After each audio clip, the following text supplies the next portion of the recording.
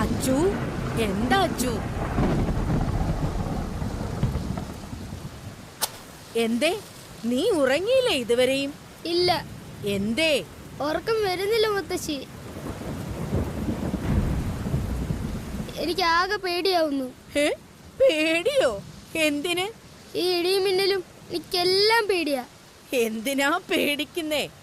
ഇവയെല്ലാം പ്രകൃതി നമുക്ക് സമ്മാനിച്ചതാ. നമ്മൾ ഒന്നിനെയും ഭയപ്പെടരുത്. ഒന്നിനെയും? അതെ. യക്ഷിയെയും? യക്ഷിയോ? ഭയപ്പെടേണ്ട, അവരൊക്കെ പാവങ്ങളാ. കള്ളം. കൂർത്ത പല്ലുകൾ വെച്ച് എല്ലാവരുടെയും ചോര ഊറ്റി കുടിക്കുന്ന ഭയങ്കരികളായ യക്ഷികൾ. കഥ വായിച്ചിട്ട് എന്റെ കൂട്ടുകാർ പറഞ്ഞിട്ടുണ്ട്. ദുഷ്ടന്മാരോടും ക്രൂരന്മാരോടുമാ യക്ഷികൾ അങ്ങനെയൊക്കെ പെരുമാറുന്നത്.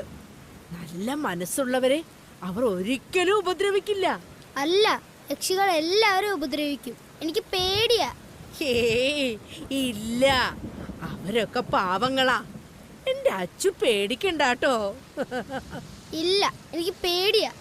കണ്ണടച്ചാൽ ഇരുട്ടിൽ അവർ വന്ന് നിൽക്കുന്നത് പോലെ തോന്നും. എനിക്ക് ശരിക്കും പേടിയാ മുത്തശ്ശി. ഞാൻ പറഞ്ഞില്ലേ അച്ചു, അവർ പാവങ്ങളാ. അച്ചുവിനെ പോലുള്ള കുട്ടികളോട് അവർക്ക് എന്ത് സ്നേഹമാണെന്ന് അറിയോ? ചുമ്മാ. അല്ല, സത്യം. അവർ ധീരരാണ്. ആപത്ത് സമയങ്ങളിൽ രക്ഷകരായി അവര് വരും. അവർക്കൊരു കാലത്തും മരണമില്ല. മുത്തശ്ശിക്ക് എങ്ങനെ അറിയാം? അതൊക്കെ മുത്തശ്ശിക്കറിയാം. കുട്ടി കേട്ടോളൂ. ഒരിടത്ത് ഒരു യക്ഷി ഉണ്ടായിരുന്നു. യക്ഷി?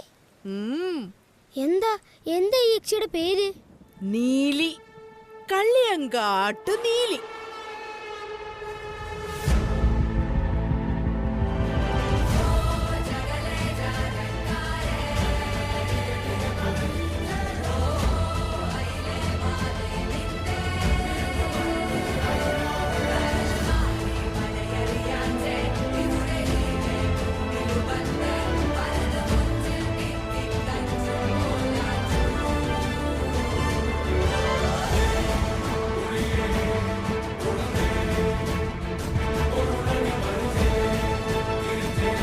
നൂറ്റാണ്ടുകൾക്ക് മുമ്പ് അങ്ങ് ദൂരെ 100 മലകൾക്കും അപ്പുറത്ത് ഒരു കാടുണ്ടായിരുന്നു. ആ കാട്ടിലായിരുന്നു നീലി ജനിച്ചത്. കാട്ടിലോ? അന്ന് അവൾ യക്ഷിയൊന്നും ആയിരുന്നില്ല. മിടുമിടുക്കിയായ ഒരു പെൺകുട്ടി.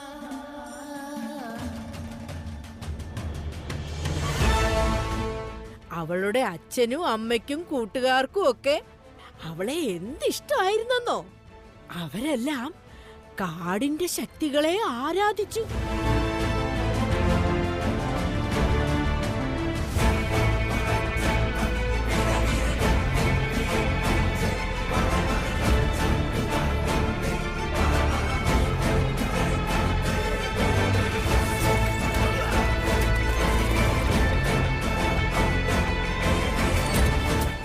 നീലിക്ക് കാട്ടിലൊരു ചങ്ങാതി ഉണ്ടായിരുന്നു.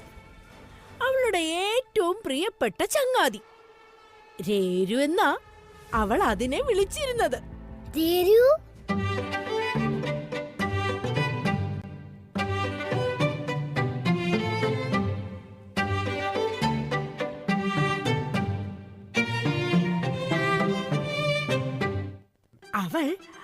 അവൾ അവനോട് കിന്നാരം പറയും.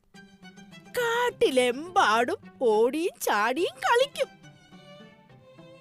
എന്താ ഇന്ന് നീ കഴിച്ചത്? കായ്ക്കനികളോ ഇളം പുല്ലോ? അങ്ങനെ അവൾ അവിടെ സന്തോഷത്തോടെ കഴിഞ്ഞു വരവേ അവിടേക്ക് ചിലരെത്തി. ആര്? ചില ദുഷ്ടശക്തികൾ.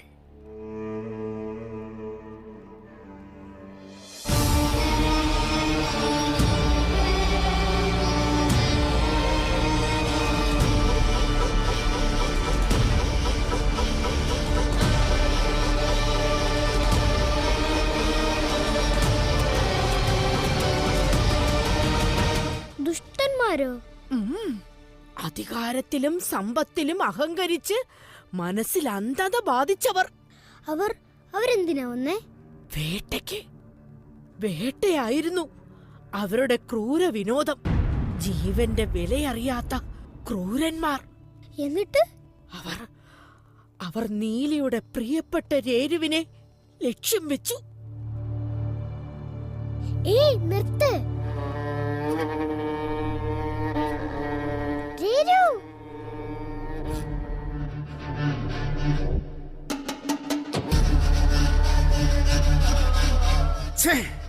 ലക്ഷ്യം പിഴച്ചു. ഇവൾ കാരണം. ഏതാ ഈ പീറപ്പെണ്ണ്? ഈ കാട്ടിലുള്ളതാണെന്ന് തോന്നുന്നു. ഏയ് നിങ്ങൾ ആരാണ്? എന്തിനാ എന്റെ രേരുവിനെ ആക്രമിക്കാൻ ശ്രമിച്ചത്? ലക്ഷ്യം തെറ്റിച്ചതും പോരാ, നേർക്ക് നേർ നിന്ന് കയർത്ത് സംസാരിക്കുന്നോ ധിക്കാരി?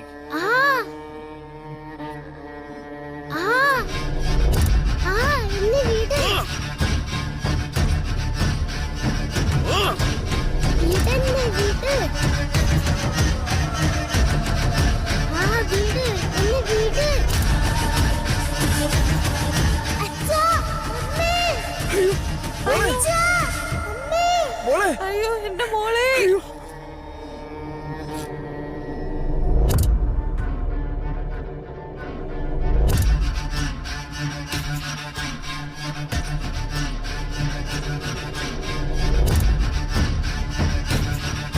ധിക്കാരി!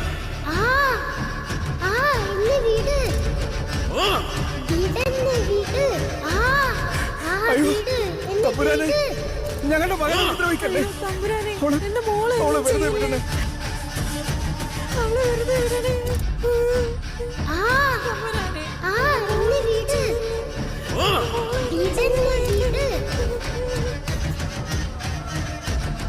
നിന്റെ മകൻ അത്ര വലിയ ധിക്കാരമാണ് കാട്ടിയെന്നറിയുവോ? തമ്പുരാൻ ലക്ഷ്യം വെച്ച മൃഗത്തെ രക്ഷപ്പെടുത്തി വിട്ടു.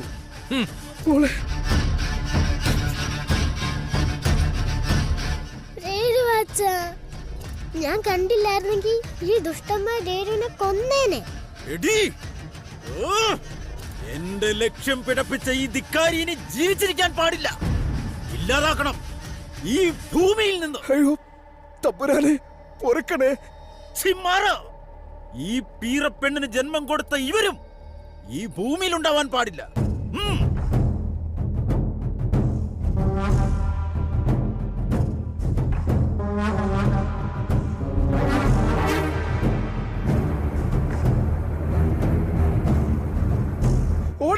ഓടിപ്പോ, ഓടിപ്പോ മോളെ.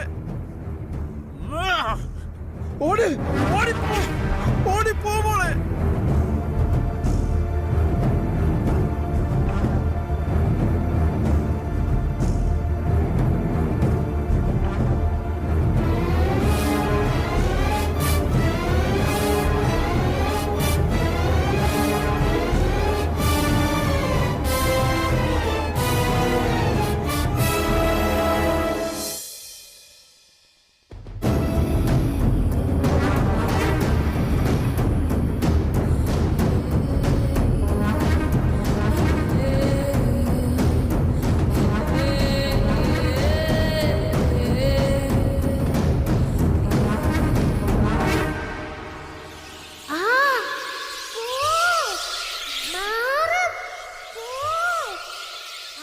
രക്ഷപ്പെടാനായി ഗുഹയുടെ പുറത്തേക്ക് വന്നു. അപ്പോഴേക്കും ദുഷ്ടന്മാരായ ഭടന്മാർ അവളെ കണ്ടു പിടിച്ചു കെട്ടി തമ്പുരാനടുത്തേക്ക് കൊണ്ടുപോയി.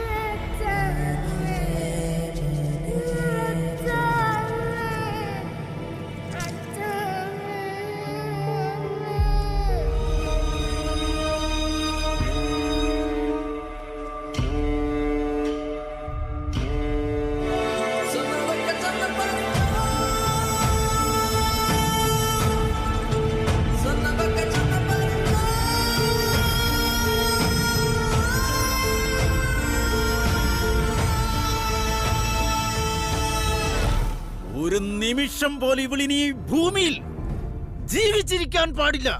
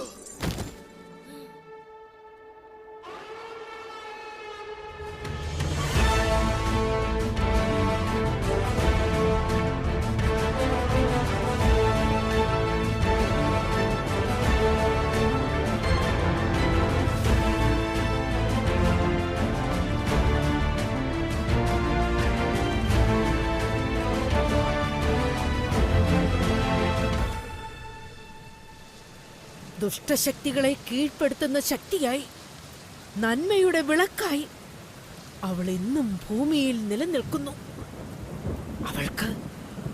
അവൾക്ക് മരണമില്ല. അച്ചു, അച്ചു, നീ ഉറങ്ങിയോ?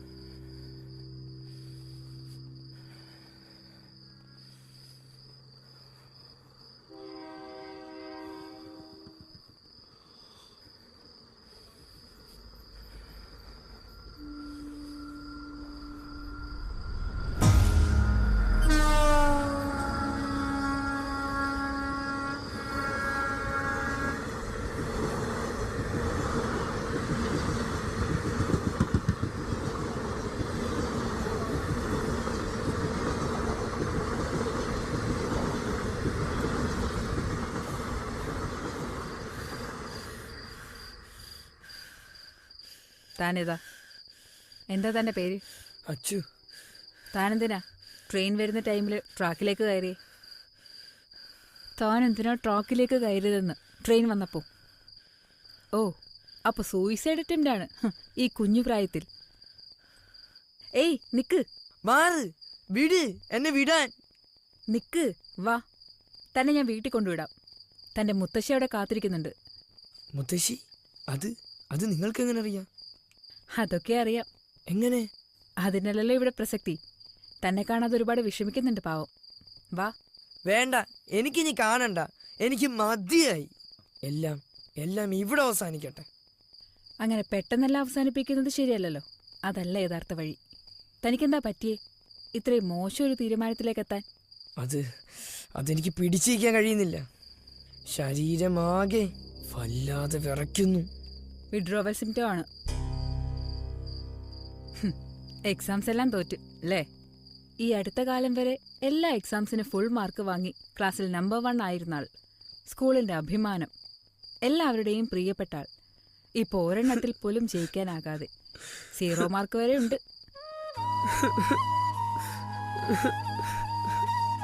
കരയണ്ട, തനിക്ക് പറ്റിയതൊക്കെ എനിക്കറിയാം. എന്നാലും പറ. പങ്കുവെക്കുമ്പോ ഇച്ചിരി സങ്കടങ്ങൾക്കൊരു ആശ്വാസം ഉണ്ടാകും. ഞാൻ കുഞ്ഞായിരിക്കുമ്പോൾ തന്നെ എൻ്റെ അച്ഛനും അമ്മയും എന്നെ വിട്ട് മുത്തശ്ശിയ എന്നെ വളർത്തിയ. മറ്റുള്ളവരുടെ വീട്ടുജോലികൾ ചെയ്തും കൂലിപ്പണി ചെയ്തും സ്വന്തം അസുഖങ്ങൾ പോലും മറന്ന് ഒരുപാട് കഷ്ടപ്പെട്ടു മുത്തശ്ശി എന്നെ വളർത്തി. ഒരു കുറവും വരുത്താൻ എന്നെ പഠിപ്പിച്ചു. എൻ്റെ മുത്തശ്ശിയുടെ സ്നേഹവും കഷ്ടപ്പാടുകളും മനസ്സിലാക്കി ഞാനും നന്നായി പഠിച്ചു. നിങ്ങൾ പറഞ്ഞതുപോലെ എല്ലാ ക്ലാസ്സുകളിലും ഞാൻ ഒന്നാമനായി. ആ നശിച്ച ദിവസം വരെ. അന്ന്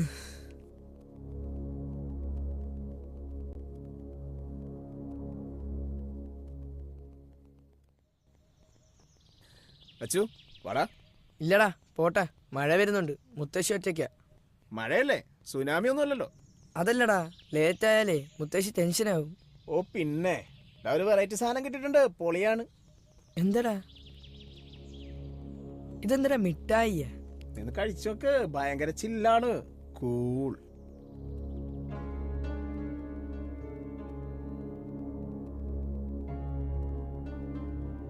കൊള്ളാല സാധനം. എവിടെ നീട്ടി? ആ,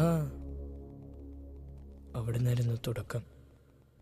എടാ, എന്തോ ഒരു വല്ലാത്ത. അതാണ് പോലെ ഈ മിഠായിയുടെ ഗുമ്മ്. എനിക്ക് ഒരെണ്ണം കൂടെ തരാവോ?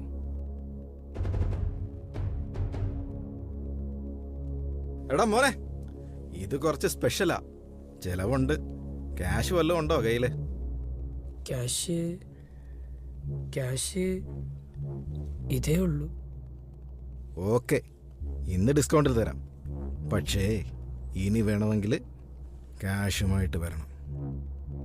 മുത്തശ്ശി സ്കൂൾ ഫീസ് തന്ന പൈസയും പിന്നീട് പല പല ആവശ്യങ്ങൾ പറഞ്ഞ് മുത്തശ്ശിയെ കൊണ്ട് കടം വാങ്ങിപ്പിച്ച പൈസയും ഒക്കെയായി. ഞാനും കൂട്ടുകാരും പിന്നീട് പല പ്രാവശ്യം അയാളെ കണ്ടു. അത് വാങ്ങിക്കഴിച്ചു. ഒടുവിൽ അതില്ലാതെ പറ്റില്ലെന്നായി.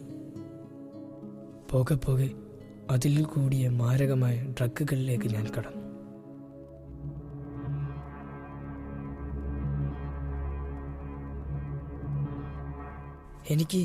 എനിക്ക് സ്വയം നിയന്ത്രിക്കാൻ പറ്റാതായി തുടങ്ങി. ഡ്രഗ് കിട്ടാൻ വേണ്ടി കാശിനായി ഞാൻ പല പല ചീത്ത കാര്യങ്ങളും ചെയ്യാൻ തുടങ്ങി. ഇന്ന് അതിൻ്റെ എല്ലാ അതിർത്തികളും ലംഘിച്ചു. സ്വന്തം ജീവനേക്കാളേറെ എന്നെ സ്നേഹിച്ച, എന്നെ വളർത്തിയ മുത്തശ്ശിയോട്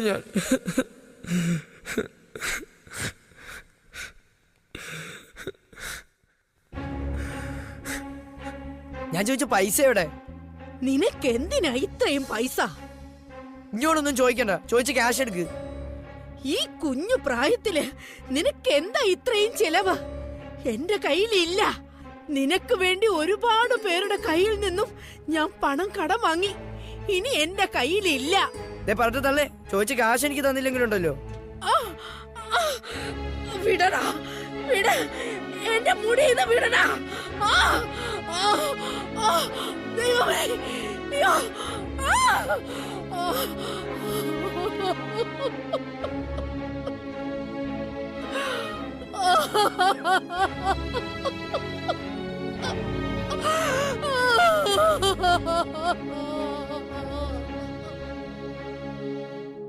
സ്വന്തം ജീവനേക്കാളേറെ സ്നേഹിച്ച മുത്തശ്ശിയെ ഞാൻ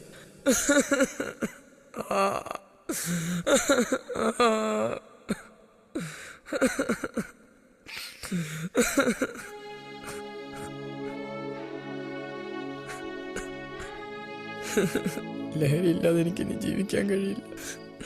ഇനി ഈ ഒരു വഴി മാത്രമേ എൻ്റെ മുന്നിലുള്ളൂ. അടുത്ത ട്രെയിൻ വരുമ്പോൾ അതിൻ്റെ മുന്നിലേക്ക് ഞാൻ. നിങ്ങൾ പൊക്കോ. ട്രെയിൻ വരാനൊക്കെ ഇനിയും കുറെ നേരം എടുക്കും. ദേ, അങ്ങ് അവിടെ ഒരു ചെറിയ റെയിൽവേ സ്റ്റേഷനുണ്ട്. കുറച്ചു നേരം നമുക്ക് അവിടെ ഇരിക്കാം. എങ്ങോട്ടാന്ന് വെച്ചാ പൊക്കോ, ഞാൻ എങ്ങോട്ടുമില്ല. ഞാനല്ലേ വിളിക്കുന്നത്, വാ. നിങ്ങൾ ആരാണ്? ഇതെന്ത് ശല്യമാണ്. വാ ഒന്ന് പോയി തരുവോ? ഞാനും കൂടി ഇല്ലാന്ന് പറഞ്ഞില്ലേ. വാടാ.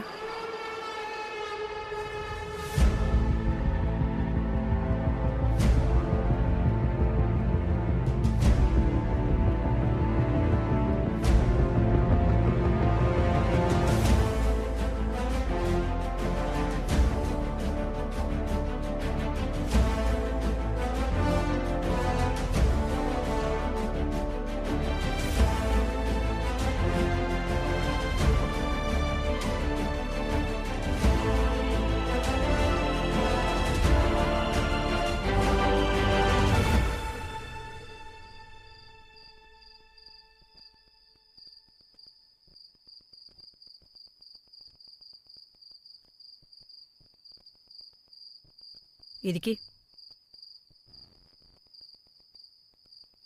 ഹായ്. നമസ്തേ. ആ ട്രെയിൻ പ്രതീക്ഷിച്ചിരിക്കുകയാണ് അല്ലേ? അതെ സഹോദരി. ഈ നാട്ടുകാരനല്ല അല്ലേ? ഇപ്പോ ഈ നാട്ടുകാരൻ തന്നെയാ. നമ്മളെല്ലാം ഇന്ത്യക്കാരനല്ലേ. പിന്നെ ജനിച്ചതും വളർന്നതും ഒക്കെ അവിടെയാ, എൻ്റെ ആ കൊച്ചു ഗ്രാമത്തിൽ. ഇന്ത്യയുടെ വടക്കേ ഓരത്ത് ഒരു കൊച്ചു ഗ്രാമത്തിൽ. ഓ, മേരാ ഗാവ്.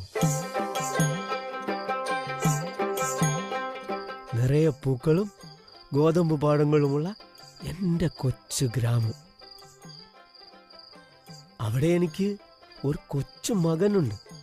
പിന്നെ എൻ്റെ വൃദ്ധരായ അച്ഛനും അമ്മയും, എന്നെ പ്രാണന് തുല്യം സ്നേഹിക്കുന്ന എൻ്റെ ഭാര്യ ബസന്തി.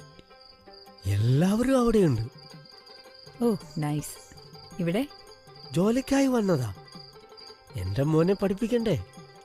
അവനെ പഠിപ്പിച്ച് ഏറ്റവും വലിയ നിലയിലാക്കണം. അതാ എൻ്റെ ആഗ്രഹം.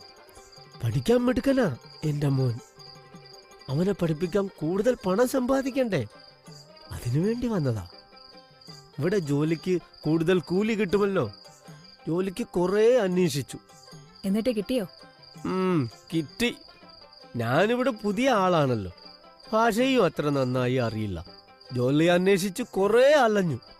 ചെലവിന് വേണ്ടി കരുതി വെച്ചിരുന്ന പണമൊക്കെ തീരാറായി. അങ്ങനെ ജോലി അന്വേഷിച്ച് നടന്ന ഒരു ദിവസം ഒരിടത്ത് വെച്ച് എനിക്ക് വഴി തെറ്റിപ്പോയി. ഞാനാകെ ക്ഷീണിതനുമായിരുന്നു. വഴിതെറ്റി ഒരു വീടിന് മുന്നിൽ നിന്നു. എങ്ങോട്ട് പോകണമെന്നോ എന്ത് ചെയ്യണമെന്നോ അറിയാതെ നിന്നു. അപ്പോൾ കുറച്ചു പേർ എൻ്റെ അടുത്തേക്ക് വന്നു. അവിടെ എന്ത് ചെയ്യുകയാണെന്ന് അന്വേഷിച്ചു. അന്ന് പക്ഷേ എനിക്കത് കൃത്യമായി മനസ്സിലായില്ല. ഞാൻ എന്തൊക്കെയോ പറഞ്ഞു.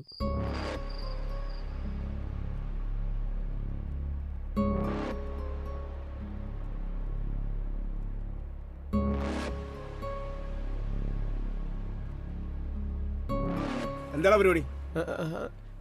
मेरे को मलयालम पता नहीं साहब. मैं इधर काम करने के लिए आया हूँ. സത്യം പറയടാ, കക്കാൻ വന്നല്ലേ? अरे आप लोग क्या बोलते हैं? मेरे को समझ नहीं आ रहा. മോഷണം നടത്തിയത്രേ. കൊള്ളടത്തരം കാണിച്ചിട്ട്. मैं कुछ नहीं करता साहब. സത്യം പറയടാ, എന്താടാ കറങ്ങി നിൽക്കുന്നേ?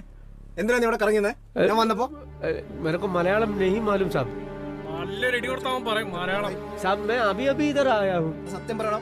साहब मेरा बात आपको समझ नहीं आ रहा इसलिए. नहीं नहीं नहीं मैं कुछ नहीं करता साहब. साहब अरे छोड़ो मुझे. അപ്പോ അവരുടെ രൂപം മാറി. साहब मैं कुछ नहीं किया साहब.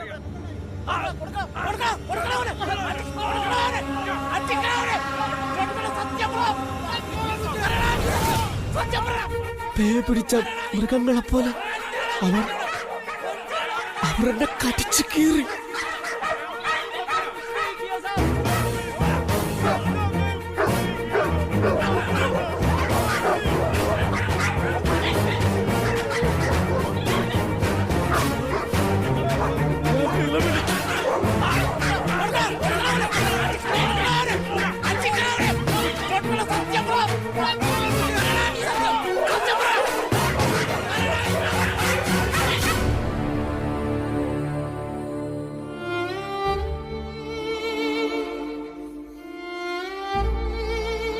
വേദന കൊണ്ട് അലറി വിളിച്ചു.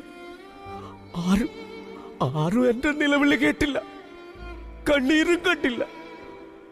ഭയന്ന് ഭയന്ന് ഞാൻ ഓടി ഒളിക്കാൻ ശ്രമിച്ചു. അവർ എന്നെ വിട്ടില്ല. എന്റെ പിന്നാലെ അവർ വന്നു, ഒടുങ്ങാത്ത പേയുമായി. ഒരുപാട് കൊതിയോടെ, ഒത്തിരി സ്വപ്നങ്ങളോടെ ജീവിക്കാൻ കൊതിച്ച് ഇവിടേക്ക് വന്നതാ ഞാൻ. എന്റെ മകനെ പഠിപ്പിച്ച് ഏറ്റവും വലിയ നിലയിലെത്തിക്കാം. ദേ, ആ ട്രെയിനിൽ ഇപ്പൊ അവർ വരും. എന്റെ മോനും എന്റെ വൃദ്ധരായ മാതാപിതാക്കളും എന്റെ പ്രിയപ്പെട്ട ബസന്തിയും എന്റെ ശവശരീരം ഏറ്റുവാങ്ങും.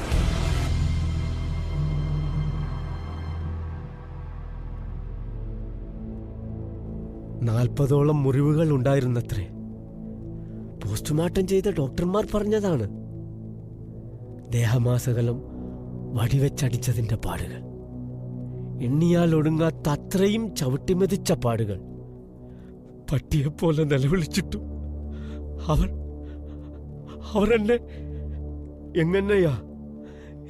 എങ്ങനെയാ മനുഷ്യന്മാർക്കിട്ടത് ക്രൂരന്മാരാകാൻ കഴിയുന്നത്? ദൈവം നമുക്ക് സമ്മാനിച്ച ജീവനും ജീവിതവും എടുക്കാനും ഒടുക്കാനും നമുക്കെന്താ അവകാശം? നമ്മുടെ ഏറ്റവും വലിയ സൗഭാഗ്യം എന്താണെന്നറിയോ? ഏറ്റവും വലിയ പുണ്യം എന്താണെന്നറിയുമോ? ഈ ഭൂമിയിൽ ജീവിച്ചിരിക്കുക എന്നുള്ളതാ. ഒരു ജീവനും ഒരു ജീവിതവും നശിപ്പിക്കാൻ നമുക്ക് അവകാശമില്ല, അധികാരവുമില്ല. എന്തിന്റെ പേരിലാണെങ്കിലും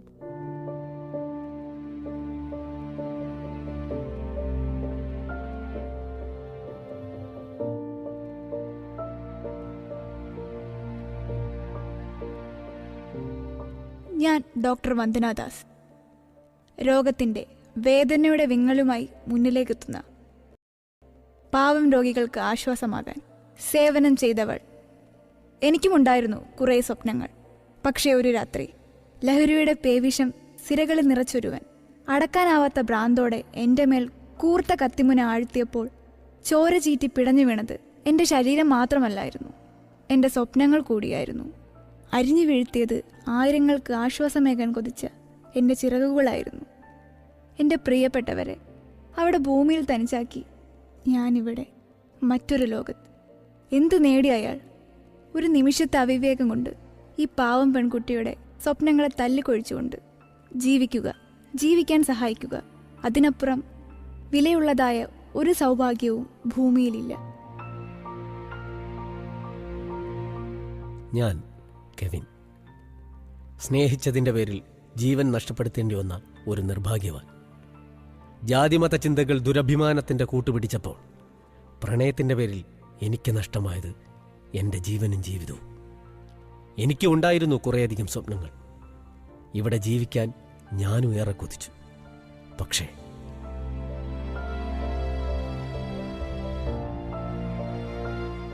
ഞാൻ സിസ്റ്റർ ലിനി, ഈ ഭൂമിയിൽ ജീവിക്കാൻ ഒരുപാട് കൊതിച്ചവൾ.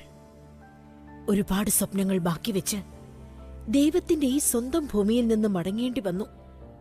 നിപ്പ എന്ന മഹാമാരി എന്റെ ജീവനെ കവർന്നെടുത്തു. എന്തു കൊതിയായിരുന്നോ നമ്മുടെ ഭൂമിയിൽ ജീവിക്കാൻ. പക്ഷേ നമുക്ക് കിട്ടിയ ഏറ്റവും വലിയ സൗഭാഗ്യം ഇവിടെ ജീവിച്ചിരിക്കാൻ കഴിയുക എന്നത് തന്നെയാ. വിശപ്പിന് വിലയായി ജീവൻ നൽകേണ്ടി വന്ന ഒരു പാവം. ഞാൻ മധു, അട്ടപ്പാടി മധു. വയറ് വിശന്നപ്പോ ഒരുപിടി അരി മോഷ്ടിക്കേണ്ടി വന്നു എനിക്ക്. അറിയാതെ ചെയ്തു പോയ ഒരു തെറ്റ്. വിശപ്പിന്റെ വിലയറിയാത്തവരെ ആ കുഞ്ഞു തെറ്റിന്റെ ശരി ബോധ്യപ്പെടുത്താൻ എനിക്ക് കഴിഞ്ഞില്ല. അവർ എൻ്റെ ഈ പട്ടിണിക്കോലത്തെ ഭക്ഷിച്ചു. എനിക്കും ഉണ്ടായിരുന്നു കുറച്ച് കൊച്ചു കൊച്ചു സ്വപ്നങ്ങൾ. ഈ ഭൂമിയിൽ ജീവിച്ചിരിക്കാൻ, വിശപ്പടങ്ങുവോളം രുചിയുള്ള ആഹാരം കഴിക്കാൻ. പക്ഷേ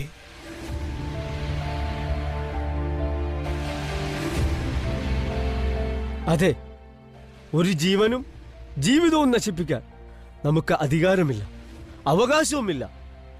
നമ്മളെ കാത്ത് നമ്മുടെ ഉറ്റവർ കാത്തിരിക്കുന്നുണ്ട്. ഒടുങ്ങാത്ത പ്രതീക്ഷകളോട്, ഒരിക്കലും തീരാത്ത സ്നേഹത്തോടെ.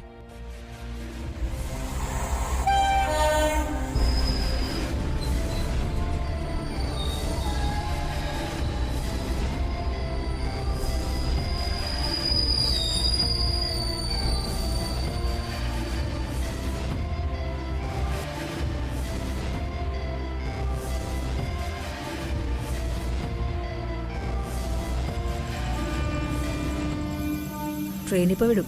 എന്തേ, നിനക്ക് ചാടണ്ടേ? വേണ്ട വേണ്ട, എനിക്ക് മരിക്കണ്ട. ജീവിതത്തിലെ ഏറ്റവും വലിയ ലഹരി എന്താണെന്നറിയോ? സ്നേഹം. ജീവിതത്തിലെ ഏറ്റവും മഹത്തരമായ കാര്യം എന്താണെന്നറിയോ? സ്നേഹിക്കുകയും സ്നേഹിക്കപ്പെടുകയും ചെയ്യുക എന്നുള്ളത്. നിനക്കത് മനസ്സിലായി കാണുമെന്ന് ഞാൻ വിശ്വസിക്കുന്നു.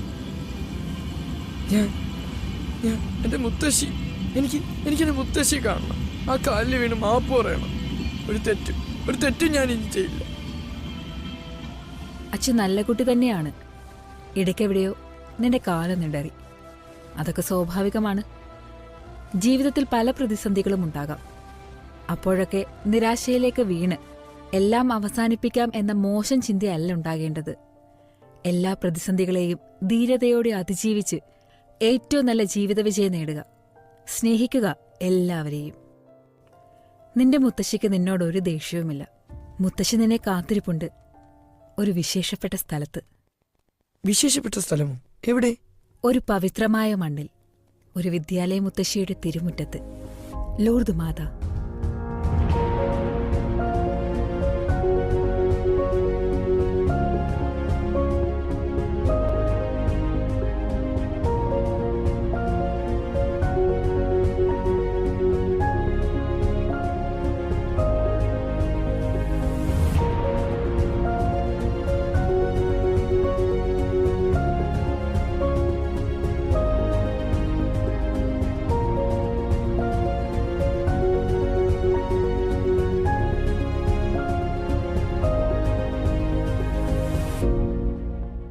അച്ചുവിനെ പോലെയുള്ള ആയിരക്കണക്കിന് കുട്ടികൾക്ക് അറിവിന്റെ, നന്മയുടെ, ജീവിത വിജയത്തിന്റെ തിരിതെളിയിച്ചു നൽകിയ വിദ്യാലയ മുത്തശ്ശി.